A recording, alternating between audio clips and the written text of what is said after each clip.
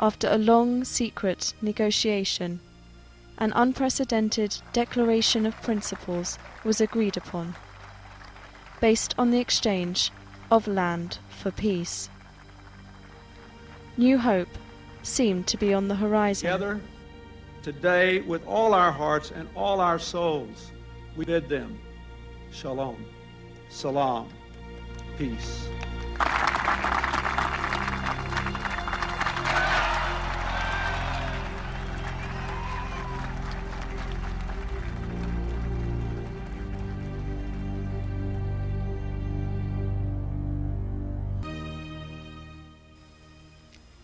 But a major obstacle was advancing, and this put Ramallah and Tel Aviv at odds.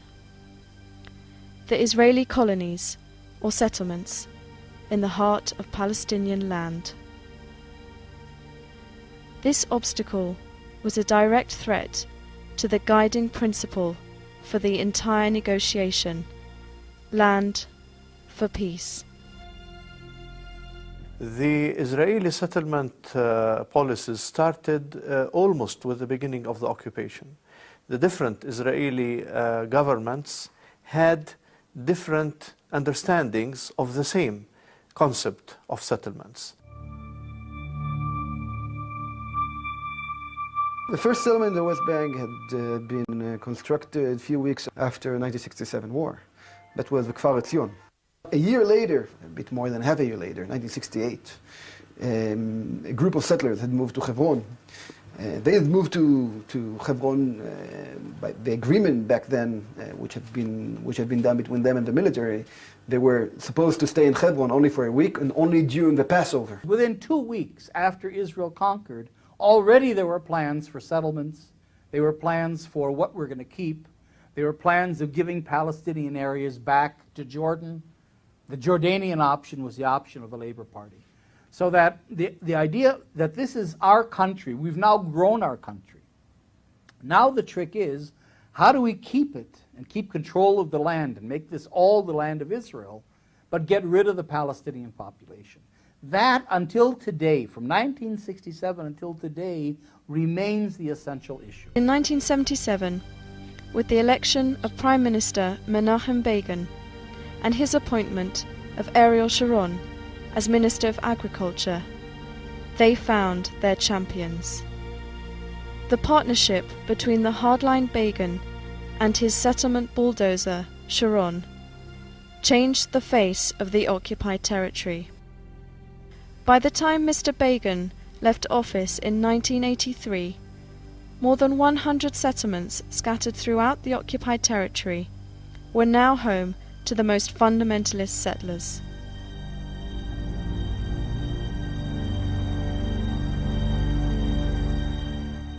Sharon was appointed by Begin to be the head of the Ministerial Committee on Settlements. Sharon was charged by Begin with 2 things. One, to create facts on the ground, settlements, roads, infrastructure, everything. Facts on the ground that make it impossible to disconnect Judea and Samaria from Israel, to make Israel's presence irreversible, and secondly, to foreclose forever the establishment of a Palestinian state. The departure of Begin did not signal any significant change. His successor, Yitzhak Shamir, was a graduate in the same school of thought, hardline Zionism.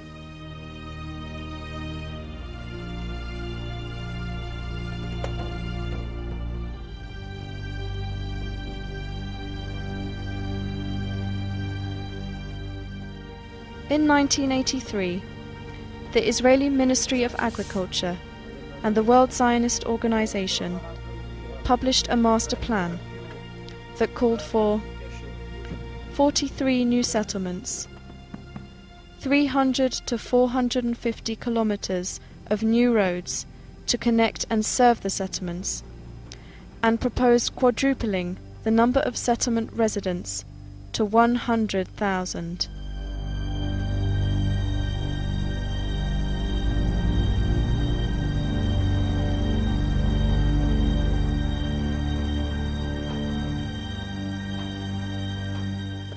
The successive Labour government, headed by Shimon Peres, continued building settlements.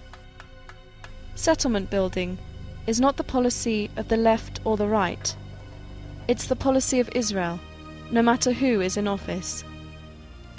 One after the other, each and every Israeli Prime Minister since 1967, with no exceptions, contributed to the building up of settlements.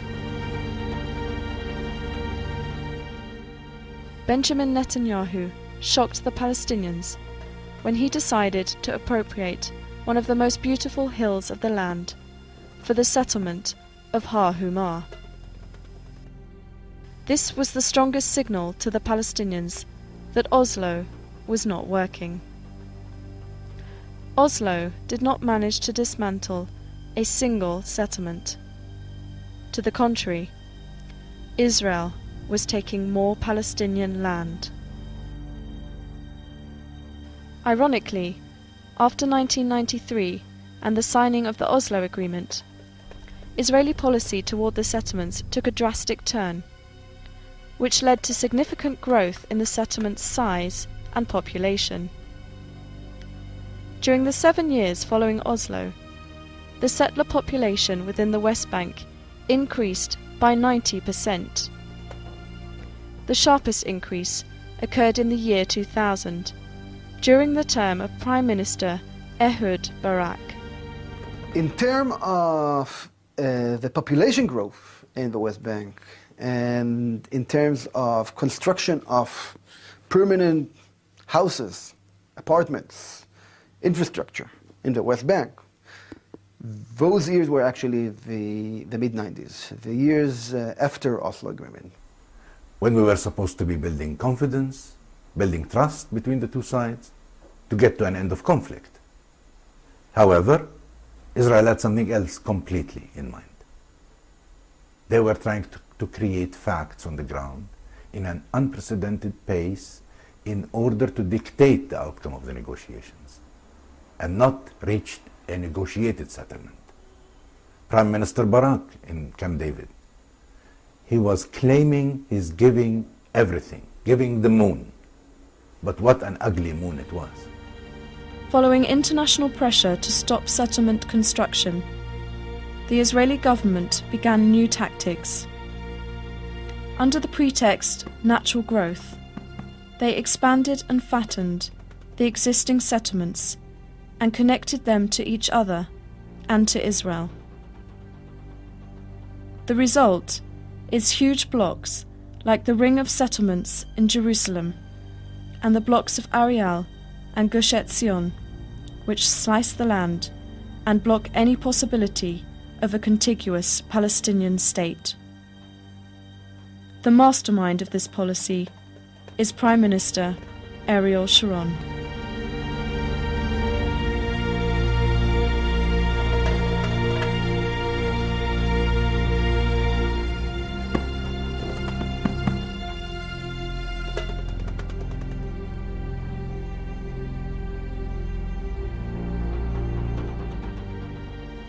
The Israeli settlements started looking like a permanent occupation to the Palestinians. Hundreds of settlements and outposts scattered throughout occupied Palestine make the map of the West Bank look like Swiss cheese. The Israeli policy of creating permanent facts on the ground was working. Israel wants the world to see Judea and Samaria as an integral, natural part of the land of Israel, and then later of the state of Israel. And therefore, its policy is defined as one that makes that reality permanent. This isn't a tactical thing. It's not that we're building settlements so we can be stronger. We're building settlements as permanent extensions of our cities. Ariel is an extension of Tel Aviv. Ma'ale Adumim is an extension of Jerusalem. These settlements, along with their bypass road network and security zones, occupy about 42% of the land designated for the future Palestinian state.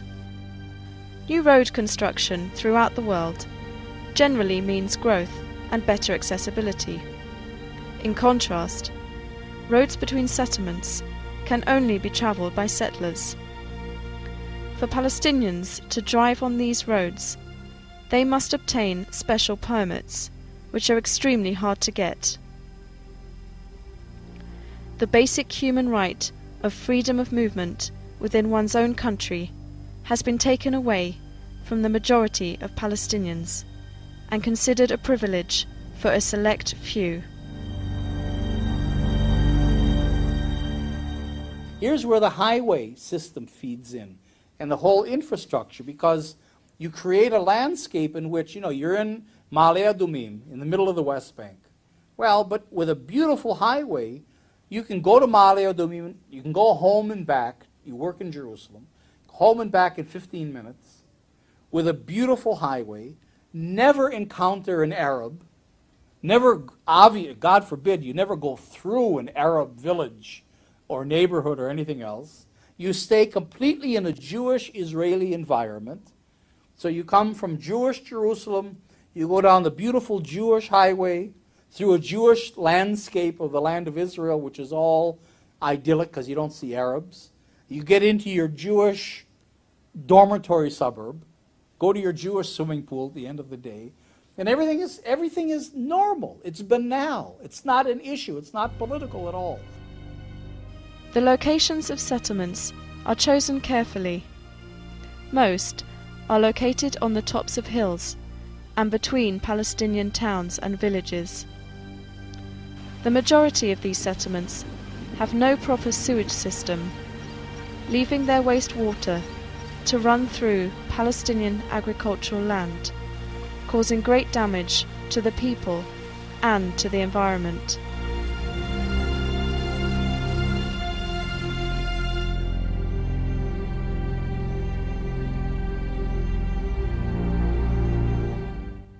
Settlements squander valuable and needed natural resources, especially water. Water is an essential commodity in Palestine. The average consumption per capita in Palestine, in West Bank actually, 140 cubic meter per capita a year, while the average consumption for settlers about 600 cubic meter per capita a year for all purposes. The Palestinians, they pay 4 times more than the Israelis as cost of water in West Bank, while we're using the same resources and the same infrastructure. And in other words, we consume 5 times less, but we pay 4 times more. There are now almost 500,000 Jewish settlers in occupied Palestinian territory. Israelis did not stand in line to be residents of the settlements. Residents were recruited, manipulated, and offered many incentives by each successive government of Israel. The main reason for me to buy a house here is economic, of course. A house like this in Tel Aviv would cost, I think, double price. Also, of course, there are bonuses. There are more things, more reasons to come to live here. The nice neighborhood, it is built nicely. It is quite new. The houses are not old. There is wonderful view, wonderful air. Good air. But the main reason, of course, is economic. The government also gives incentives in very good conditions for people who buy houses in the settlements. Most of the people, including my friends, and including me a few years ago, as I said, are not aware of this fact, living in occupied territories. And even if they are aware, they would like to forget it, not to think about it. What Israel did, especially Sharon, that was very smart, Sharon saw that there weren't enough ideological settlers. The religious settlers that really see this as the land of Israel and want to conquer it from the Arabs. There are not that many. And he couldn't get masses of Jews into the occupied territories on an ideological basis. So what he did is he disconnected ideology from settlement. So you have Ma'ale Adumim and Givat Ze'ev and Ariel and Alfei Menashe, a lot of other cities that have nothing to do with settlement or politics. They're normal people living there. They don't even know, half of them, that they're across any kind of a green line, which has been completely eliminated from the Israeli maps. It's a big problem for me, in my eyes, that the people of Pisgat Ze'ev don't even know when a house is demolished nearby and 10 children are without house, which happened just last year. Most of the people in Pisgat Ze'ev don't know about it, and the few who do know about it, they don't care. I think a lot about the difference of my son and the conditions he lives in, and the kids a few hundred meters nearby. And I even write about it in the neighborhood newspaper. And I would like people to open their eyes and to see these things. It's very hard, the sharp difference, geography and in the mind, between the refugee camp, just nearby here, and the people who live here, which complain about such stupid things, like the garbage is not moved every day, but only every 2 days, or something like this. The government tricked us for buying a house here, as the government tricked so many of Israel citizens. If the government offered me some apartment, more or less like this, as I have now, in another place, in Israel, not in the occupied territories, and that would make the peace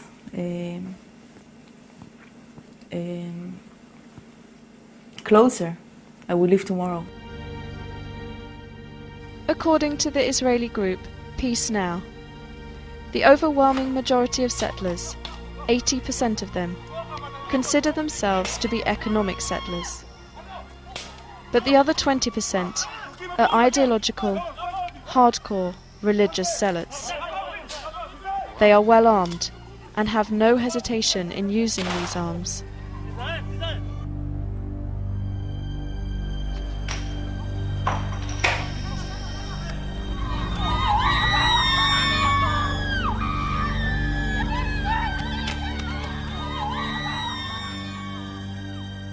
These ideological settlers chose to live deep in heavily populated Palestinian areas, especially the settlers down in Hebron, chose to live deep in Palestinian areas because that's where they would break the Palestinians, that's where they would fragment their contiguity, surround them, lock them into islands, and create these pathways between the settlements and Israel proper. The city of Hebron is now home to the most violent settlers. Hebron is no stranger to violence by the settlers.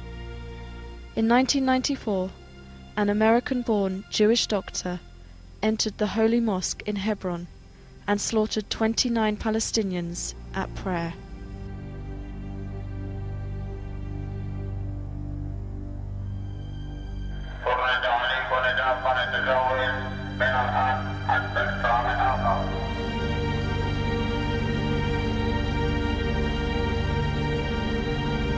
Today, Hebron is a city of 150,000 Palestinians, under siege by 450 religious fanatics with an army to protect them.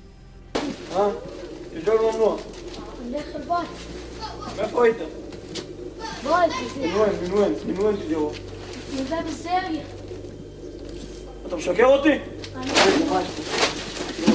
אתה משקר אותי? לא, מה אני איך לבוא? איפה הבית שלך? וين تسكن؟ زين يلا ليش بخبركم. In the 1980s, the Hebron settlers decided to venture out of their settlements and move into the city itself. The Palestinian neighborhood of Tel Rumeida was their target. The people of Tel Rumeida endure all kinds of settler violence and harassment, intended to force Palestinians to leave their homes and their land. They are in a constant state of siege, curfews, and checkpoints. According to the United Nations, there are 181 checkpoints in the Hebron area. It's difficult and often dangerous to travel from home to work, to the market, to visit friends and family.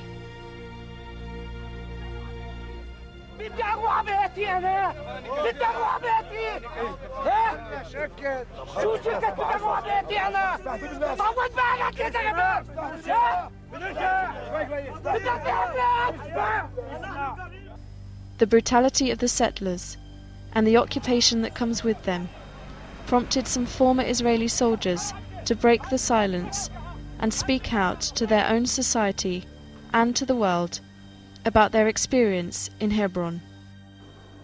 We're walking there in streets that only Jews could walk in the streets. The Palestinians couldn't go out of their houses. They were under curfew. And there are certain streets in Hebron that were only for Jews. The street is cleaned from Palestinians. And I remember myself walking in these streets. It was an holiday, a Jewish holiday, and the city was full with thousands of Jews. And we're walking in the middle of a Palestinian city that has 150,000 Palestinians in the city, and all what we see when we're patrolling there is Jews. We didn't see one Palestinian for hours. And I didn't understand what's going on around me, why everything is closed, why it looks like a Jewish city. And when I started to talk with the settlers there, so that the answer I got is that this is the way Hebron should look. As you see here, the playground of my kids. As you see, it's a jail, not playground, but we call it playground because my kids, they play here, and because if they go outside, they will be dangerous. They will be attacked by the settlers, and also by soldiers, they don't care. They play here because if they go outside, they will feel afraid because always they're attacked by stones and by glass bottles. They throw it at the kids when they play at the road, so they should come, and we use this fence to protect them from the stones. Because when we was sit here, also we was attacked by the settlers, and the soldier, they can protect the settlers only. It's our fault or our crime, just because we are a Palestinian and we did not want to leave this house. The real situation behind the headlines of the newspapers. What I did in Hebron every night, firing grenades into a Busnena neighborhood, that's what the Israeli press called IDF forces returned fire to the source of fire. I don't remember once that I recognized the source of fire.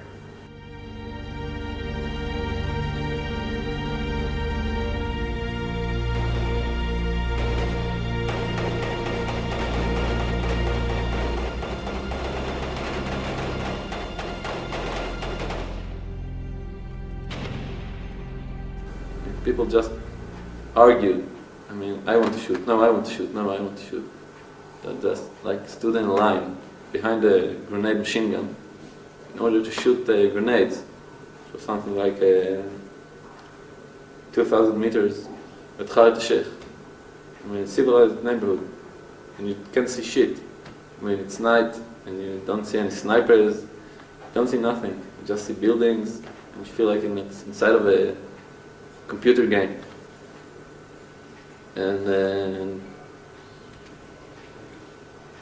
then your mother calls you to see if you're okay. You can't tell her that this is what you've been doing. I mean, and she hears the shots, all the noise of the explosions in Hebron. And she says just like, no, it's okay, just a drill. The Israeli society has no clue about what's going on in Hebron, what's going on in all the occupied territories. The closure, curfews, it's the most something, it kill us. Always we have here a curfew. Any problems in all of Hebron, we have a curfew here. Believe me, if we hear an explosion in London, we have here in Tel Armid, we have a curfew here. The story of the settlers' violence in Hebron is an untold story that most media outlets, including Israeli media, would not dare to cover due to the settlers' hostility towards them.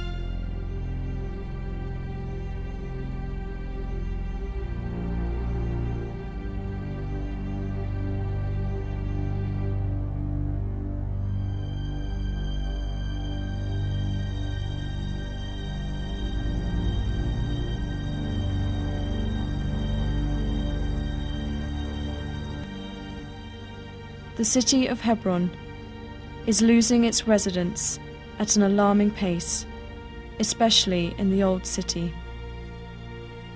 Walking the streets of Hebron, you would think you were walking in a ghost town. Before the settlers invaded, the city was a major tourist attraction due to its holiness for Jews, Christians, and Muslims as the burial place of the patriarchs. But now, the city is experiencing an organized process aimed at forcing the Palestinians out of their homes.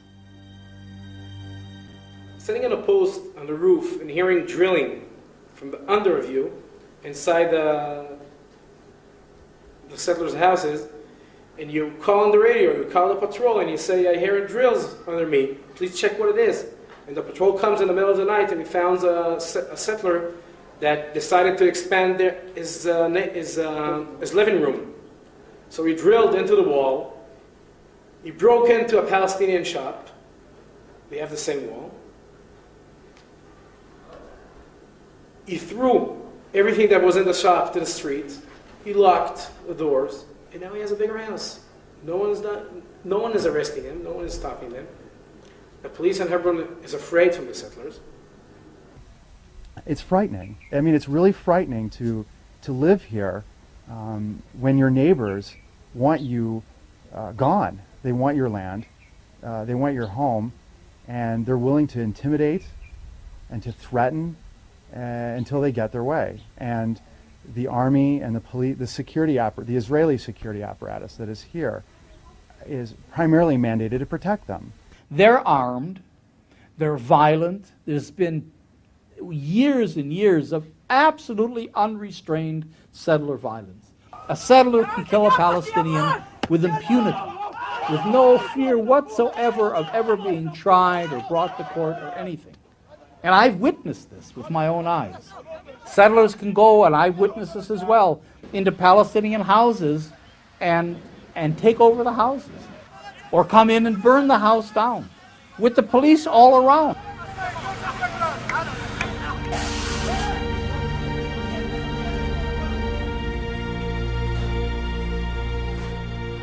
How can you do to other people what was done to you people,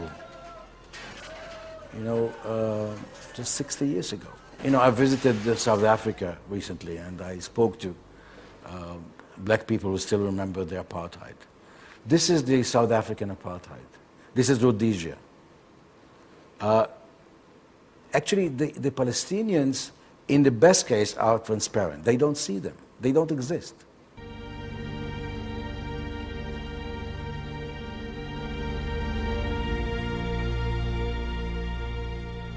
The latest chapter of the Israeli policy, and especially that of Prime Minister Ariel Sharon, father of the settlement movement, is in its final installment to create permanent facts on the ground and shape the future of the Palestinian state. In June 2002, Israel decided to encircle the West Bank, including East Jerusalem, with a wall or a fence, depending on who you ask. The International Court of Justice calls it a wall. In some areas, it is indeed a 25-foot-high concrete wall, while in other areas, it is a fence surrounded by razor wire, trenches, patrol roads, and surveillance cameras. Palestinians call it an apartheid wall. Israelis call it a security fence. You can't explain the major elements of the occupation by security. You can't explain 200 settlements by security. Israel did not go out and build Ma'ale Adumim for security reasons, and it never claimed to. You can't explain the highway system. You can't explain the policy of house demolitions. You can't explain land expropriation. You can't explain really the closure, the way it's done, because most of the closure is internal, within the West Bank and within Gaza, not between them and Israel. And you can't explain the route of the wall by security. Security simply does not explain these things. Something else is going on. Just look at the route of the wall and the picture definitely will become clearer. The border between Palestine and Israel, between the Palestinian territories and the Israeli territories, is 315 kilometers long. Meanwhile, the route of the wall is 670 kilometers. Definitely it is more than double the length. Why? The district of Qalqilia is home to about 100,000 Palestinians and boasts some of the richest agricultural land in the West Bank. But Qalqilia has been walled in, so that Israel can annex the Israeli settlements around the district. Look at what's happened to the city and surrounding villages, how they've been choked, cut off from each other, Palestinian from Palestinian, caged in by surrounding walls and fences, separated from their livelihood, their land. The farmers of Qalqilia have become landless. هذا الجدار برك من نص الأرض قسم الأرض قسمين وكلع كل زيتون وخرب الأرض كلها. الزيتون لما هم يقصوا فيه حامل والأولاد تحته في الشجرة ويعيطوا وإحنا نكون إنسان الله ولا هذا رزقتنا ما الناس إشي يعني هناك إلا هالقطعة.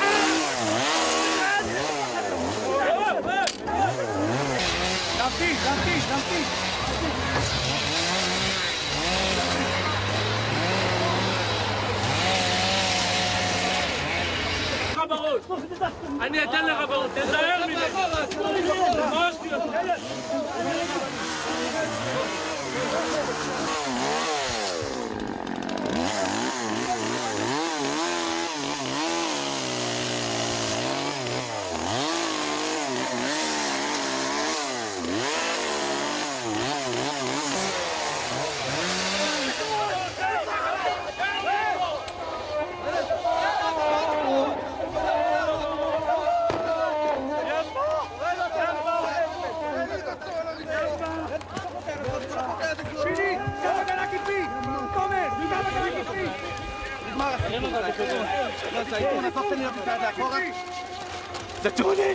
دتوني يابا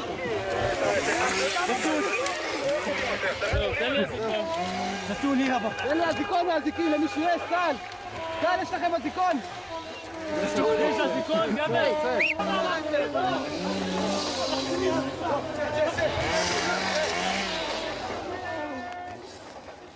An olive tree takes between 7 to 10 years to bear fruit.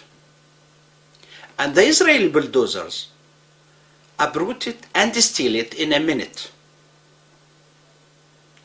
The tree for us as Palestinians is alive. we will keep planting and we will keep on living. The wall, of course, does not stop in Qalqilia. Its path continues 22 kilometers deep inside the West Bank, encircling and annexing the settlement block of Ariel. The Ariel block splits the West Bank into almost two pieces. It creates small enclaves of isolated Palestinian communities and destroys any chance of having a future contiguous state of Palestine.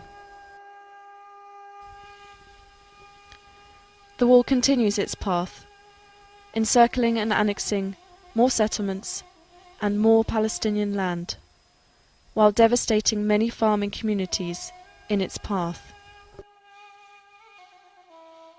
Hundreds of thousands of olive trees have been uprooted, 35,000 meters of irrigation network destroyed, more than 40 water wells lost.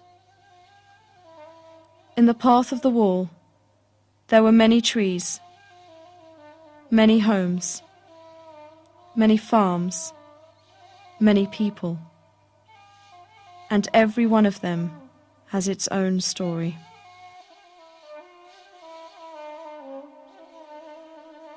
The story of the wall is a long and painful one, and it continues on to the city most devastated by the wall, Jerusalem, and its twin city, Bethlehem.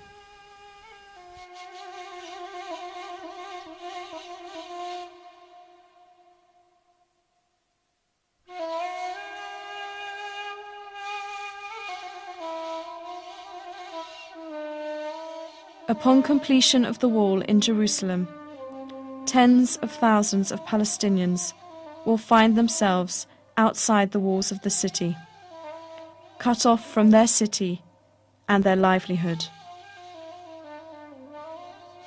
By doing this, Israel will have succeeded in changing the demographic makeup of the holy city. It's heartbreaking what's happening in Jerusalem. You know, at the beginning of this year, it took us months to figure out how to send thousands of children to their schools and teachers to their classes. The walls zigzag in and around Jerusalem, Jews in and Palestinians out. Mothers unable to reach hospitals to deliver their babies, children unable to reach their schools, Muslims and Christians unable to reach their holy places to worship. It is a war against our existence that Israel is waging. Settlements and the wall are the tools to achieve their obsession of Judaizing the place. Israel is using its settlements to fragment the Palestinian presence in Jerusalem, to destroy East Jerusalem as a coherent urban and economic entity, and in that way to destroy the economic heart of any Palestinian state. It's like an onion. You have concentric circles of settlements. You have huge settlement cities. You have more Israelis living today in Palestinian East Jerusalem in settlements than you have Palestinians. And here is where Jerusalem is really the heart of the struggle, in a sense. Because without Jerusalem, you don't have a viable Palestinian state. And without the settlements around Jerusalem, Israel can't really control the entire area that it wants to control forever. So Jerusalem is really the key. The town of Jesus has its own story. Israel surrounded Bethlehem with a concrete wall, confiscating half of its land and placing that land on the Israeli side of the wall for the future expansion of the surrounding settlements.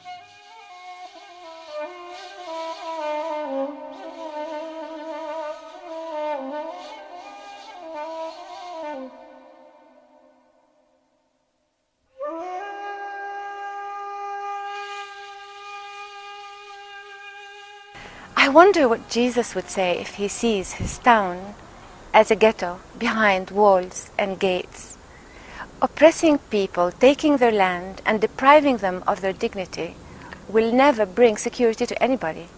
If I have anything to say to our neighbors and to the Jewish people, please do come back to your senses. Think of justice. Justice is not a foreign concept for Jews or for Judaism. Let my people free.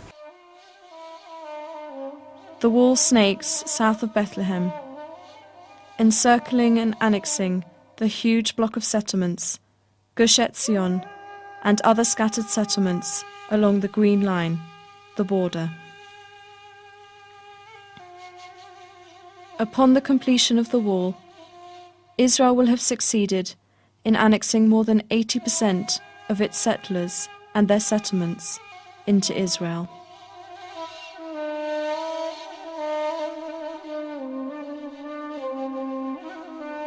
Since 1947, Palestinians have painfully watched, year after year, the partition, occupation, and annexation of their land and their country.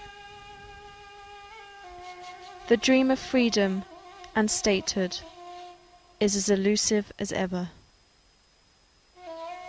Settlements and their master designers are confiscating the land, and ultimately, at the end of each day and each year, confiscating the human rights of millions of Palestinians.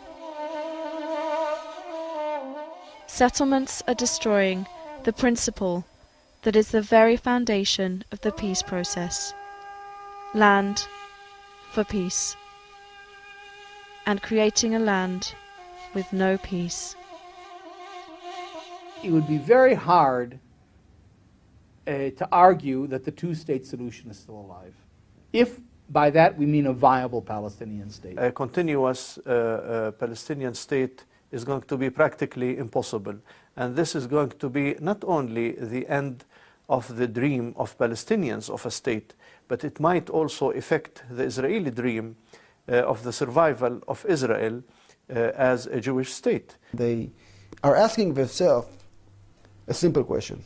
Is Israel willing to acknowledge our historical collective rights in 22% of historical Palestine? The answer is, according to what Israel have done, and this is something which each Palestinian have seen, if not from his door, then from his window. If not from his window, from his roof. The answer is no. Now, Israel still wants a two-state solution, because we still have the same dilemma we started out with. How do we keep control of the country but get rid of the Palestinians? At the end of the day, as Prime Minister Shamir used to say, they will get used to it. They will get used to the facts on the ground. They could confiscate our land, destroy our homes, uproot our trees, and imprison us. But they will never be able to imprison spirit seeking for freedom. Walls and ghettos will never bring peace. Justice will. In my lifetime, if I get to live long enough, like Shimon Peres, I may be present to celebrate it. But if it won't happen in my lifetime, I'm afraid my children will have to forget about it. I spent a good number of years of my life in Israeli jails. Though I never hurt anybody, never attacked anyone, never even touched a gun. The only crime I ever committed is to dream of freedom and statehood for myself, for my kids. Now, after all those years, the state Sharon has in mind for me and my kids is a bunch of enclaves, cantons, ghettos. It is hard to be optimistic given the circumstances we live under. However, I am. You know, if 70 years ago you would have asked the Jewish people themselves if they ever thought the nightmare of Nazism would be over, they probably would have laughed at you. But Nazism was defeated. And look at Israel now, a strong state, prospering. Now I'm sure Palestinians will be no exception to that. One day we will be free, I have no doubt. Definitely we will be free. No doubt whatsoever.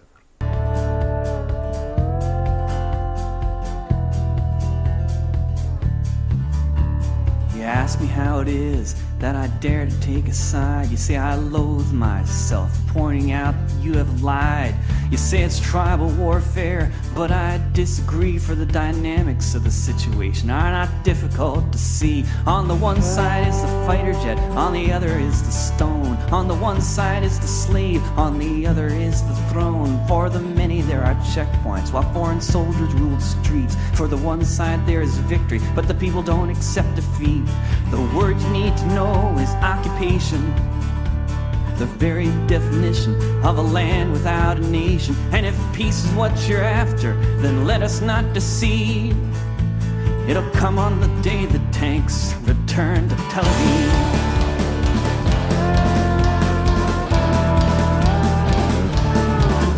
On the one side there is hunger and bulldozed olive trees. On the other is the army, ruling by decrees. Caterpillars maul the streets, destroy whole city blocks, while children swallow shrapnel for the crime of throwing rocks.